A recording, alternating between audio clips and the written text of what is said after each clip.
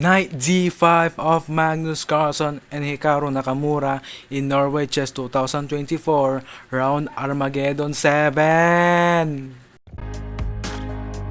Hello my fellow chessers!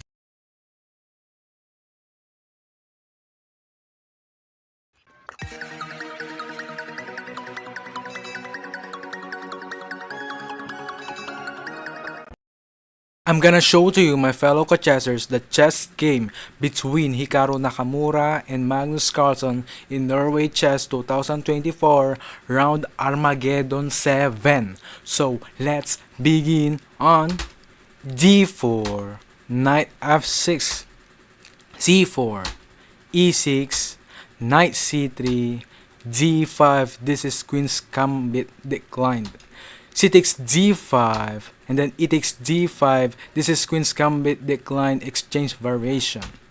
Bishop g5, bishop e7, e3, h6, bishop h4, bishop g4 attacking the queen on d1, f3, bishop e6, bishop e3, c5, knight g e2, knight c6, castles kingside, rook e1, rook e8, bishop c2, rook c8, knight f4 attacking the bishop on e6. C takes d4, knight takes e6, good move of Hikaru Nakamura. F takes e6, e takes d4, knight takes d4, sacrificing the knight of Magnus Carlsen. Bishop g6, why? Why Hikaru Nakamura didn't take the knight on d4?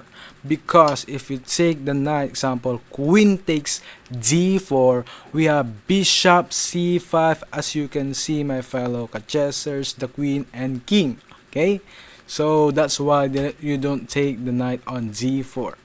So bishop g6, rook f8, bishop f2, knight c6, rook takes e6, d4, knight e2, bishop c5, knight f4, knight d5, mistake of Magnus Carlsen. The best continuation on this position is bishop b6. That's the best continuation on this position, my fellow chessers. So let's continue the game. Knight d5 mistake. Queen b3, brilliant move of Hikaru Nakamura. Queen b3 attacking the pawn on b7, at the same time attacking the knight on d5. So let's continue. Knight takes f4. Rook d6, as you can see, my fellow chessers, attacking the queen on d8, at the same time queen on b3, check on g8, king. So let's continue the game. King h8, rook takes d8, rook c takes d8, queen takes b7, knight e5. This is queenless, my fellow chessers.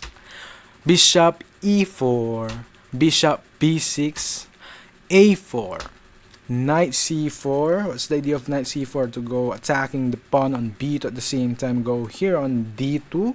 So let's continue the game.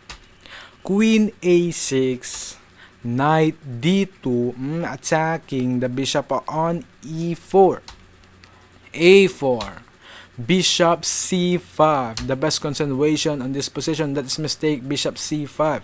The best continuation on this position is knight takes e4, and then f takes e4. So let's continue the game on bishop c5. This is queenless, my fellow chessers. So bishop c5, bishop b7, knight b3. What's the purpose of knight b3? Attacking the rook on a1. Rook d1, d3, Bishop takes c5, knight takes c5. As you can see, fork, my fellow chessers, but that's okay.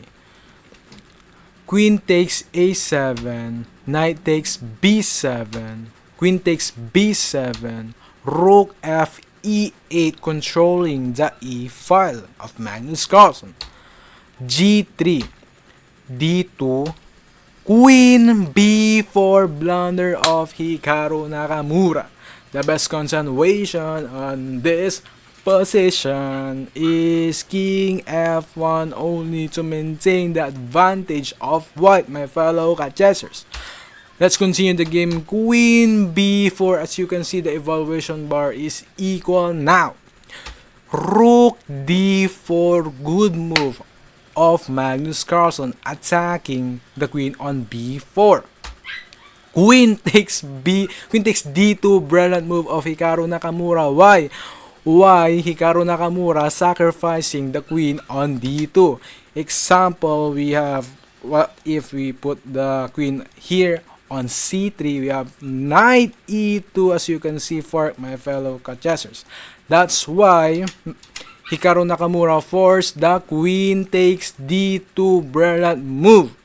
Rook takes d2, and then rook takes d2, knight e6, b4, king g8, b5, rook a8, rook a2, king f7, king f2, king e6, b6, knight c5, good move of Magnus Carlsen, king e3, king d6, king f4, g6, h4, king d5, king g4, king c6, h5, rook g8, good move of Magnus Carlsen, rook c2, king b5, h takes g6, rook takes g6, king h5. After king h5, my fellow chessers, Magnus Carlsen have no time after rook g5.